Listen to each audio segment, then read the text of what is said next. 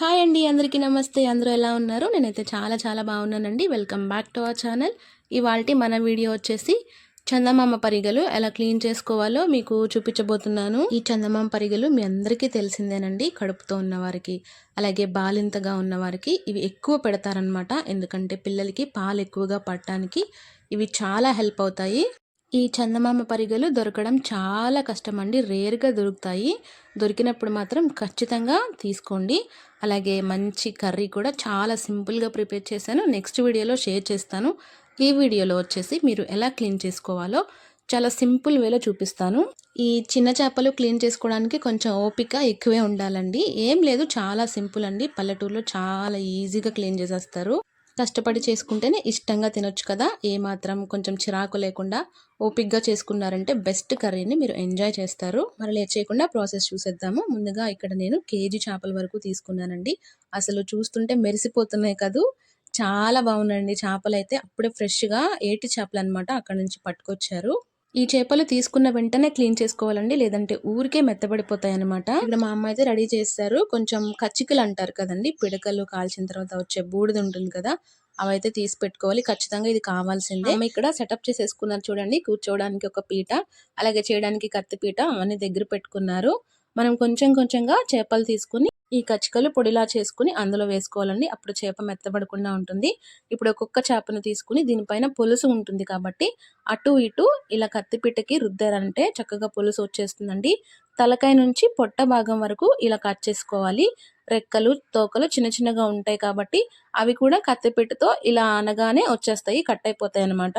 చూడండి, కొంచెం ముళ్ళు పొట్ట దగ్గర ఉంటుంది కాబట్టి పొట్ట వరకు క్లీన్ చేసుకుంటే ఇంకా చేపలో ఒకే ముళ్ళండి. అసలు ముళ్ళు ఉందని ఫీల్ కూడా మనకి తెలియదు అనమాట తినేటప్పుడు, అంత బాగుంటాయి. ఇలా చేసుకున్న చేపల్ని నీళ్ళల్లో వేసుకోవాలి.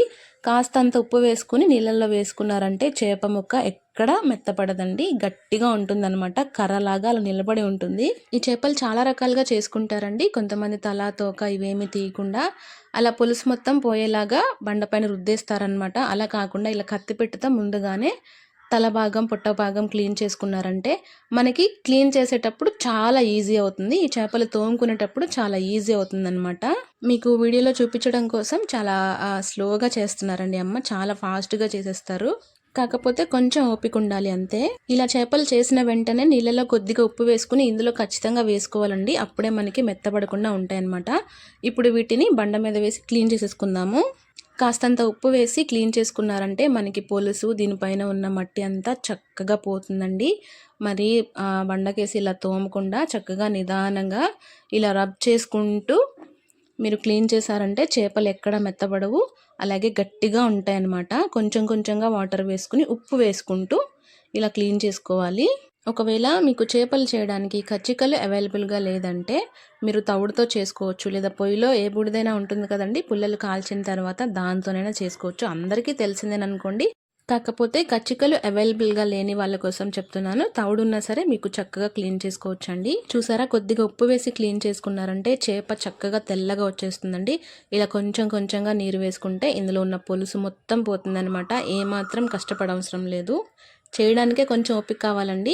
తర్వాత దీనిపైన ఉన్న పులుసును క్లీన్ చేయడం చాలా ఈజీ అనమాట. చిన్న చేపలు అయినప్పటికీ ఈ పొట్ట భాగంలో చిన్న బుడగలు ఉంటాయండి. అవి నీటిలో వేసుకుని చాలా వరకు ఇలా క్లీన్ చేసేటప్పుడే పోతాయి. ఇంకేమైనా ఉంటే మనం ఒక గిన్నెలోకి వేసి నీరు వేసుకున్నామంటే ఇలా పైకి తేలిపోతాయి అన్నమాట. ఒక్కొక్కటిగా తీసేసుకుంటే సరిపోతుంది. ఇప్పుడు ఇలా క్లీన్ చేసుకున్న చేపల్ని ఒక గిన్నెలోకి వేసేసి మరి కాస్త ఉప్పు వేసుకుని ఇలా 2-3 సార్లు ఉప్పుతో క్లీన్ చేసుకున్నారంటే నీచు వాసన ఎక్కడా ఉండదు. అలాగే చేపలు కూడా మల్లెపువ్వులాగా తెల్లగా ఉంటాయండి. చూసారు కదా, చేపలు ఎంత చక్కగా క్లీన్గా ఉన్నాయో. ఉప్పు వేసి కడగడం వల్ల గట్టిగా ఉంటాయి, అలాగే క్లీన్గా ఉంటాయి. చూసారా, చిన్న బుడగలు ఇలా నీరు వేస్తే పైకి తేలుతుందండి. ఇలా పొట్ట భాగం క్లీన్ చేసుకుంటే సరిపోతుంది. ఇప్పుడు ఒక గిన్నెలోకి వేసుకుని హ్యాపీగా చక్కగా కర్రీ చేసుకోవచ్చండి. చాలా బాగుంటుంది.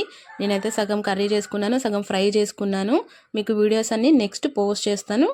ఖచ్చితంగా ట్రై చేయండి. అలాగే మరిన్ని వంటల కోసం మన ఛానల్ని సబ్స్క్రైబ్ చేసుకోవడం మాత్రం మర్చిపోకండి.